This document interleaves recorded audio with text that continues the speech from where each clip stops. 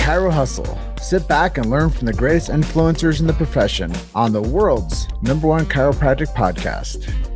Before we dive into this powerful episode, please remember to subscribe to our channels and to give us a 5-star rating on iTunes to continue hustling.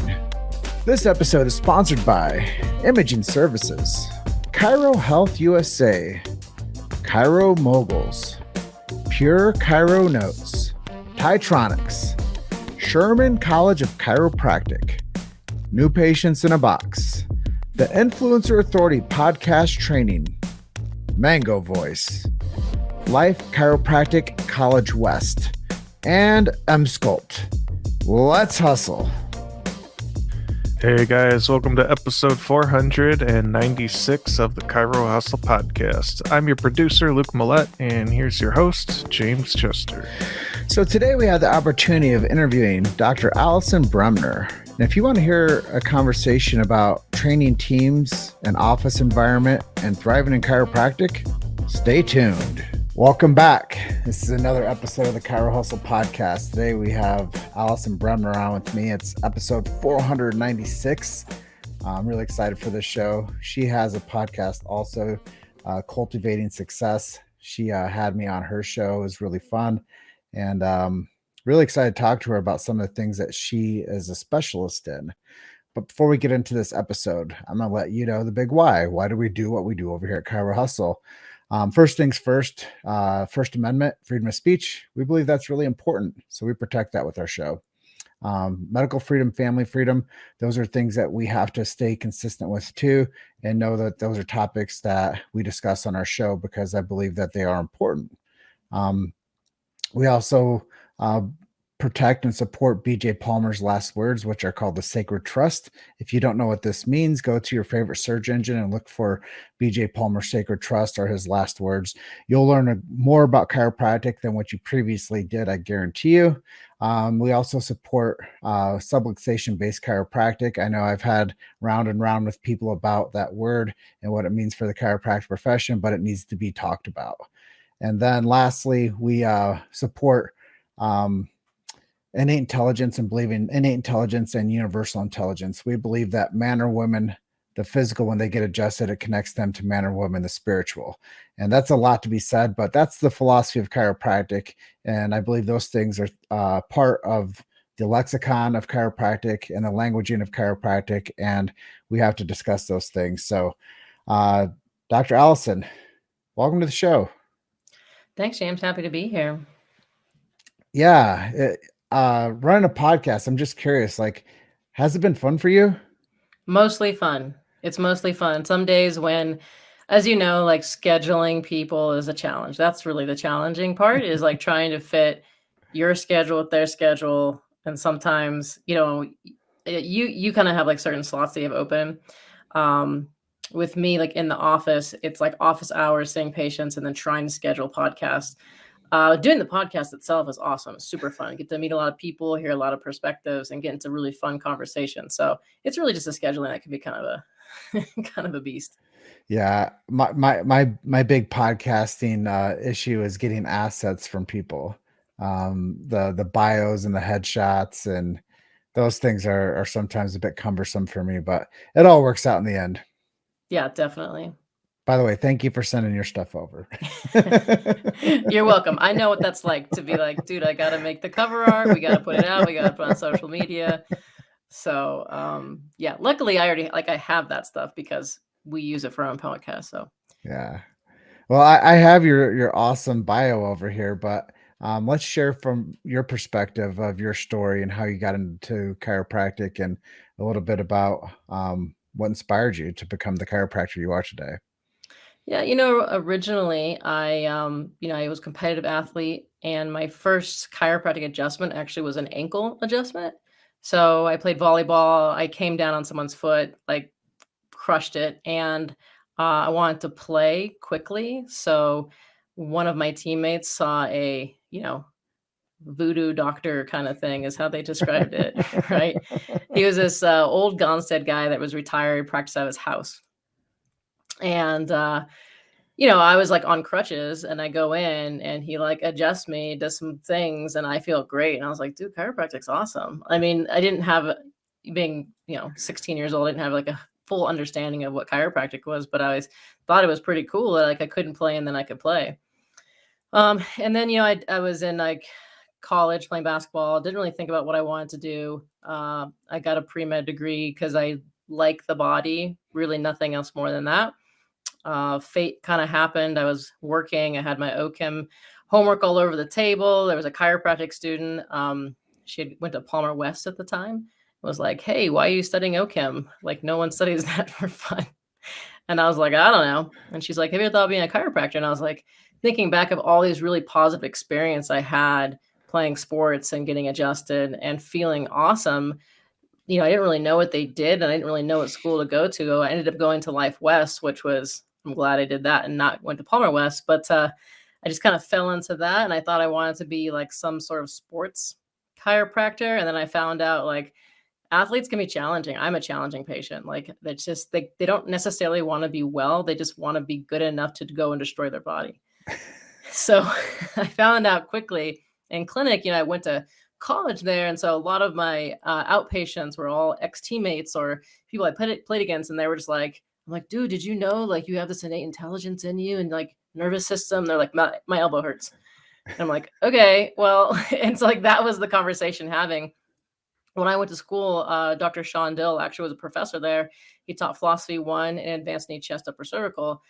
And basically my like kind of second to last quarter, maybe third last quarter, I took advanced knee chest, and the kind of complex cases they were talking about with like migraines, MS, Parkinson's, vertigo. I was like, dude, that sounds awesome. Like that sounds challenging and enjoyable. And I think, all chiropractic is great. But for me, I was like, that's what I want to do. And then that's what I did we actually could do knee, chest, upper cervical at the time. They called it the Institute. It was separate, and we could charge $1,000 for care in clinic. It's pretty crazy. So that's sort of how my path went. Yeah, I think it's quite interesting when chiropractors become specialists in techniques and they become the go-to for a certain type of thing, and I think that the knee, chest, upper cervical is one of those things, and it's old school like BJ Palmer practice, right? Yeah, I mean it's the principles of BJ Palmer with like more advanced, like Titronics is an advanced technology. So, it's a different scanning technology. It's easier, it's reproducible, has really high interdoctor reliability. So like if I scan my associate scans, we're going to get the same results. That's going to tell us whether they need adjustment or not. So we're using modern technology, but with the principle of how BJ felt as, one cause. So it's kind of cool. Well, shout out to Titronics. They're one of our sponsors of the Chiro Hustle podcast. Thank you, Roger Titrone, for supporting Chiro Hustle. Yeah, that was an easy one. And you talked about being an athlete, and I think that translates into some of your interest within the chiropractic profession. That's team environment. Talk about that a little bit. Yeah, most of my career practice with an associate. I have a couple years. When I first bought a practice, it was by myself. And then like kind of in between maybe my 5th year. And I don't like practicing by myself. It sucks, man. Like it's like you're talking to yourself, you're twiddling your thumbs. I really thrive energetically off of a team environment where we're, you know, on a really well-run team. Everyone has their position and their role. And if you can get those pieces put together, I mean, that's how you're going to accomplish so much more, help so much more people, because not everyone is going to identify with you. Like people who see my associates probably wouldn't like seeing me, and vice versa, because we're different people. And that way we can actually reach more people in our community, but not get burnt out by seeing people that might not be a good fit for us. So I love team environments. And I just think it's fun. It's way more fun. Yeah, I like that a lot too. And I know that we both live in the state of Colorado, so we're on the same Colorado chiropractic team. And I know you just recently had a chance to speak at the Mile High Philosophy Night. What was that like? Well, that's awesome. I mean, I appreciate Danny so much and what he's done. for the Chiropractic Association here in Colorado. It's pretty amazing. I mean, it was like a 10-year process for him to really get board members, and it'd be subluxation base. I mean, in the guidelines of what we're supposed to do, like what's it like if you ever went to court and they're like, what's the level of care? They would say that you're trying to remove subluxation. Like that is what the goal of a chiropractor is. But it wasn't like overnight, like Danny was like, hey, we're going to change this. Like it took years and years and years to finally get the right people on the board. And now I got to tell you, man, during COVID, when it was real scary about, are they going to mandate vaccines or are they going to mandate all these things? And the CCA was like totally stepped up, and it was an amazing organization. So yeah, I felt really supported by them. I personally am a member. I think you should be a member if you're in Colorado. You should be a member of your board if they are actually doing something that you think that would be beneficial. So yeah, it was awesome. That's great. And if you don't find it being beneficial, show up and change it. Because you can. I mean, it really, at the end of the day, it's like, yeah, because people, who wants to be on a board? No one really. So if you want to change something, then just show up and get the votes. And that's basically how, politics is done. You just swing the votes to your way. Yeah. And showing up and contributing and being, back to the original question, a team member. And I think that's really, it's a good theme for us to talk about. And then I know that you're wanting to talk about associates and environment too. I know you have some on your team as well. So let's talk about that. And then we'll go into our normal question roll for a bit. Yeah, man. I think that like it is the responsibility of chiropractors to have good placement for associates. If you want an associate, like if you don't want an associate, like nothing wrong with that. But if you actually want to get an associate, whether you want more time or where you want to grow the practice or whatever the reasoning is, it is up to you to provide an environment for them and structure. Because think about these, I say kids, I feel bad, they aren't really kids, but if you think about these students, they've been in school for 8 years, maybe longer. And all they know how to do is take a test, memorize whatever they need to do, and then jump to the next hoop, and then jump to the next hoop. And so they're really structure oriented. So you need to provide systems and structure for them. And you want to see them succeed. You also have to give them patience. If they come in and you're like, go get patience, and that's it, like, of course they should go get patience. But if you just like kind of send them to the wolves, like they're going to fail and they're going to hit their head against the wall. So I think it's really important that we allow that space for them to grow and thrive, and that you get really stoked when I get super stoked when my associates hit a certain level. Like we make goals together, and then when they hit them, we usually celebrate. I think it's super important to celebrate together in your office. Yeah. Holding space and giving people the opportunity to thrive within that environment is really important. I've done, at this point, almost 1,200 interviews of chiropractors, and creating winning environments for people that it's fun to show up to. I think that's a really important part of chiropractic business, is creating an environment that it's really fun to show up to and working for a common goal. I think those are things that if anybody's watching this or listens to us later, they will actually be able to get some takeaways as to how to create that winning situation for not only the patient, but the synergy and the how the success of the practice. There's a lot that goes into it, and finding the ability to share roles and to do things like marketing. I think that's the next thing that I want to discuss with you is marketing. Like, how do you position that with sharing patients when they're starting out, or is that something you continue doing, or how do you get them to like become successful doing marketing within an established practice? I think it's you got to do a couple of things. So you got to plug them in the community. So they should be part of a chamber, because that gives them opportunity to meet community, go to business after hours. We just had our ribbon cutting for Dr. Court, where we invited the chamber to come. And basically it's celebrating him, but also exposing the office. They should get into like a leads group. So, and then you should pay for that. You don't want to nickel and dime your associate, because like I've seen them before and it's ridiculous. It's like, I don't know, $300. And if you're like making your associate, like it's nothing to you, but to them, that's it's a big deal at a school. So they will feel supported if you're like financially doing that. Online, I really think that an online referral for an associate is the best sort of referral.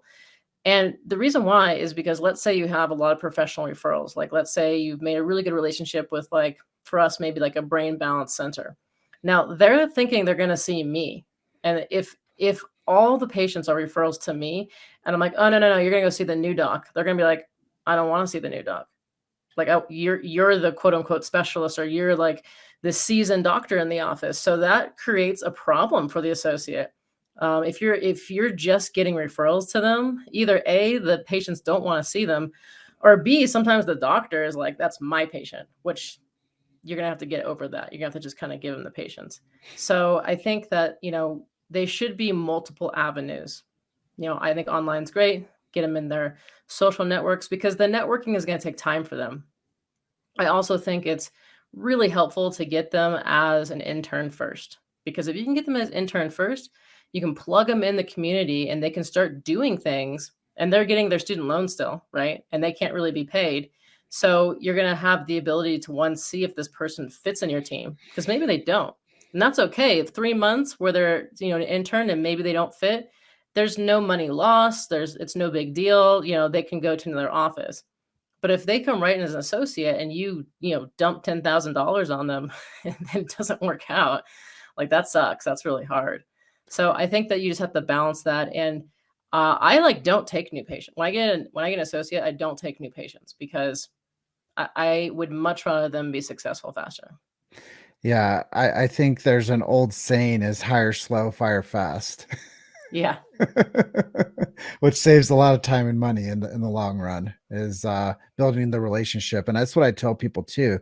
When they go out and want to start a practice up, they have to build relationships in their community and, become very well known, become the go-to, become, as there's all types of things we could say, but become the chiropractor that everybody thinks is the person that they should be seeing. And, you're in a competitive market in Boulder.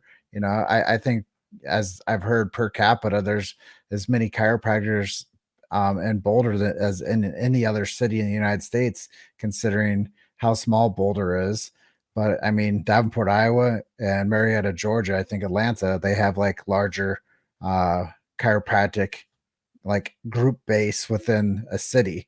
So, I mean, even living and practicing in Boulder, you have to become even better at becoming the go-to, becoming, connected in a local community, and really going out there and bridging yourself into relationships.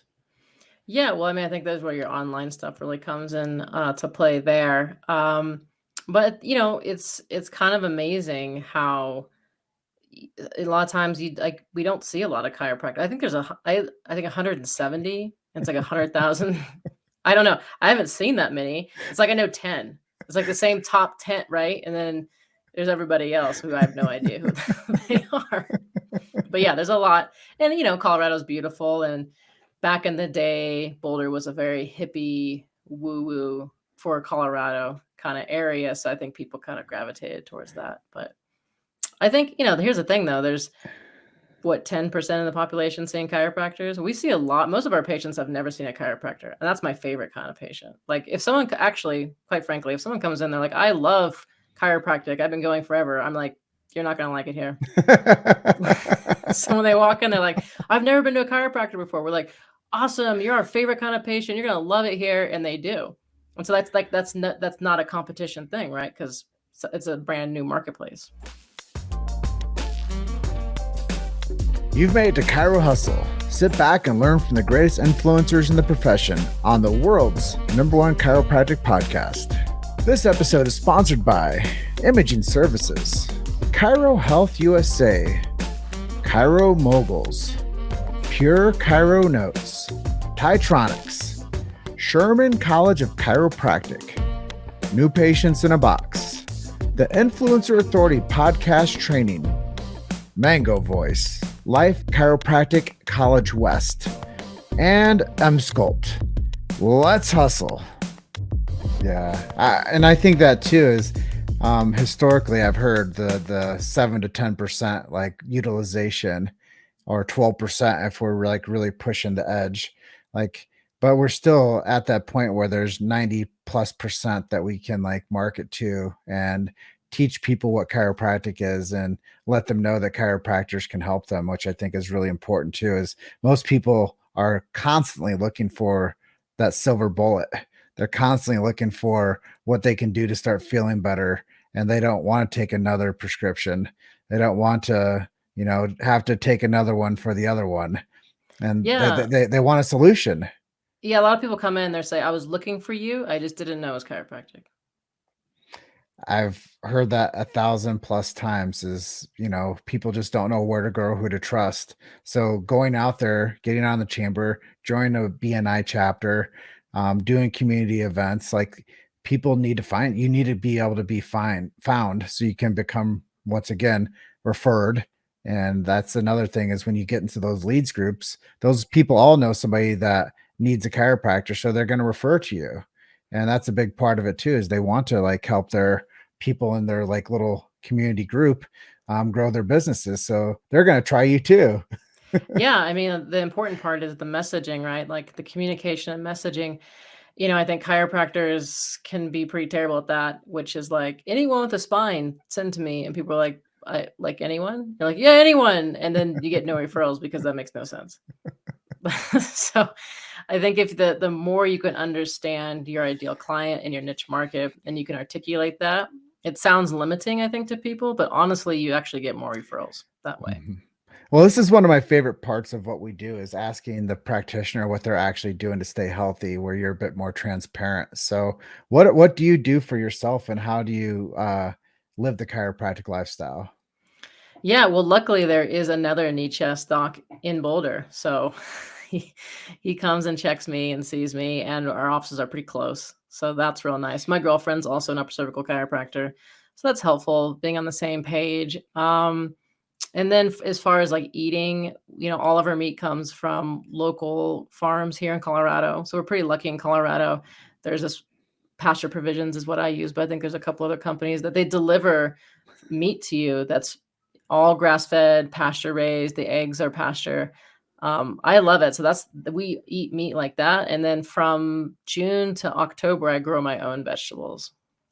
So that's how I try to stay healthy. And then obviously the sports, but sometimes the sports are like yes, cardiovascular, it's healthy, but like I play kind of contact sports, so it actually can deteriorate my body, and which is why I get checked as much as possible, and why I make sure that I'm healthy because I just turned 40 and I'm playing full contact tackle sports. So Yeah, it's important to take care of the body. Anti-aging is something that I talk about quite frequently, as chiropractic is anti-aging, and it allows people's bodies to heal naturally. And I think it's really important that people know that an unsubluxated body is one that is actually more healthy than one that's subluxated. And I think that is really cool. You mentioned earlier about the Colorado Chiropractic Association and how subluxation is a major part of the languaging that supports chiropractic in our state. So speaking of that, 20 years down the line, where's chiropractic headed? I mean, quite frankly, I have no idea. I think that what happens is kind of what happens now, which is there's a lot of people doing amazing things, like our association. Sherman's doing amazing things. We're having a lot of kids come out of Sherman. They're super excited. They want to, learn about chiropractic and subluxation based chiropractic. And then there's the other side that's doing not so great. And I think there's always going to be a constant battle of that. So solutions, what can we do to improve upon other schools that weren't named besides Sherman? Well, you're saying how to influence the school specifically? Yes, yes. Well, I mean, that's tricky. That's challenging when you don't have necessarily control of the leadership, but what you can do is at least inspire the students. So, I think that giving talks, I wish, man, I wish we were in a state with the school. I don't care what school, any school would be great. Um, because if you are in a state with a school, you should go and talk to them. I like to talk about business because I feel like that's the most neutral. It's not technique based. There's so many principles about business and mindset and money that they just apply to all. Doesn't matter what technique you do, doesn't matter where you're going to go, what city, it applies. I like to talk about that because I think that it at least gets everyone in the room to agree on a couple of things. Of course, I talk about things that people don't like, they don't want to hear, but it's not because it's chiropractic. It's not a technique war. So I think that if we can just influence the students and then they request and they demand having more docs that can talk about the bigness of chiropractic besides, back pain and like pseudo PT stuff. But I think that you have to inspire students on that level. On the patient level, I mean, I think that like we just need to be better marketers and understand that you're a service-based industry, you're in sales. I don't care. If you don't like that, like that's too bad. You're in sales. And the better that you're in sales and the better you can communicate that, the more you're going to get people to come into your office, and you don't change what you do. So like we might use words like on our website because they're key words, maybe like treatment, but when they come in my office, they're getting scanned and they're getting adjusted based on their scan. And if they're holding, they're not getting adjusted. So I don't change my care based on wherever they are, wherever they're thinking that they are, but I'll change my language to get them in the office. That's crazy. I mean, like whatever I need to say to bridge that gap to get them into the office, I'm happy to do that. But when they're in my office, my rules. So I think we just have to get better at changing our marketing and not get hung up on semantics. Yeah, I just spoke at the South Carolina Chiropractic Association this past weekend, and they still get CEs for philosophy, which I think is Huh, pretty darn cool. that is cool. It's one of the only states out there that offers continuing education for philosophy talks. And I told them from my talk was, and marketing and sales, which you just confirmed, is the old adage, give them what they want, sell them what they need. And you just got to get people to come in and utilize the services, and then they get people to stay, pay, and to refer. But if you don't actually bridge that conversation to get people to show up and to do marketing the right way, and this past 2 weeks ago I was at Grant Cardone's 10x Growth Con in Las Vegas, and he's like, you know what, everything I do is marketing. He's like, how many emails did I send you over the past year? Probably more than you get from anyone else. And he's like, did you guys, did you stop getting the emails from me? Did I upset you? Did you, what is it, opt out or unsubscribe? No, you didn't. So I think that that's something also we have to really be like knowledgeable about, is everything we do is marketing. And not everybody's going to like the way that you show up in their inbox, and they're not going to like the way that you go out and do a screening, or they're not going to like it. But I think that you just have to keep on doing it. And marketing is something that everything you do is marketing, from the way that you go to the grocery store to the way that you greet people that show up to your office. Yeah, and everything's a negotiation. Some of the very simple tasks I give, like if I have a new intern that's going to come into my office, I say, anytime you go out to dinner, you tell them where you're going. So anytime there poses a question, you control and direct that conversation. Because if you have that skill to control and direct conversations, you're going to be much better at sales. You can't follow. You have to tell people what to do. Because at the end of the day, people want to be told what to do. They think that they want choice, but they don't. They want to be told what to do. So they come in your office and they're like, help. So you just tell them what to do. That's it. And the more you talk them out of care. I love that part of your personality, is as people do, they do need somebody that has a good solution for them, to just tell them that this is good for them. And generally speaking, if you have enough confidence behind that, people follow. Yeah. And here's the thing though, is like if someone says, I don't want to do that, like I don't personally get hurt by that. Okay. Like, cool. That's totally fine. Because if you spend more energy, I think it's replace, don't chase, like just there'll be someone else. Someone leaves your office, to correct people that should be in your office will come. You just got to let it go. And I think, being an athlete is very helpful. Maybe anything that you excelled in, where you get knocked down, you're crap at it sometimes, you get punched in the face and you kind of just, okay, because that's what business is. It's getting punched in the face and being able to like manage that emotional ups and downs, because no matter what, you're in practice for 20 years. There's ups and downs always, no matter what. Every day, every week, every month, every year, there's going to be the same challenges involved.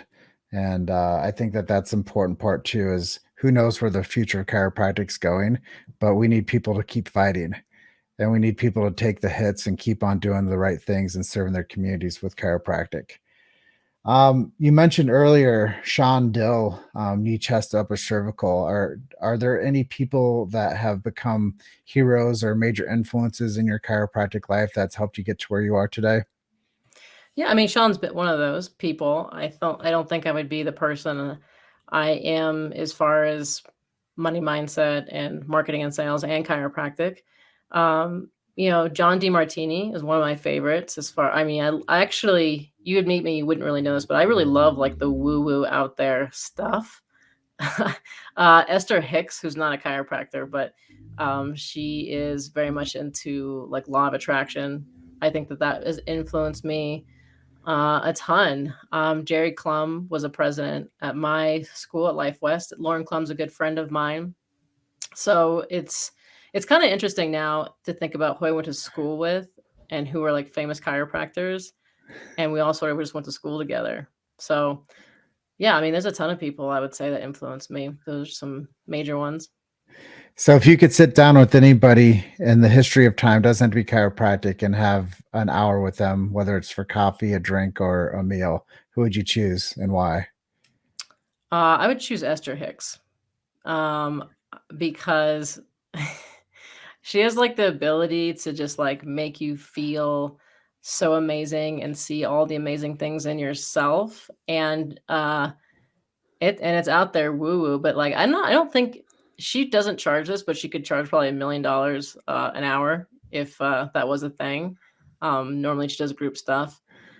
That's I don't know. That's I think who I'd sit down with and talk with an hour.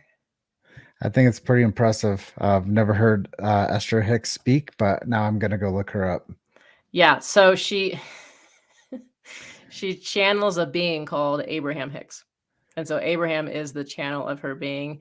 It's sounds so wackadoodle woo woo, but I listen to every single morning. It just resets my mind into a space of abundance and like positivity so that I'm stoked to get to the office. And days that I'm like, for whatever reason, I wake up late or like, whatever happens and I don't listen to it, my day is drastically different. Wow.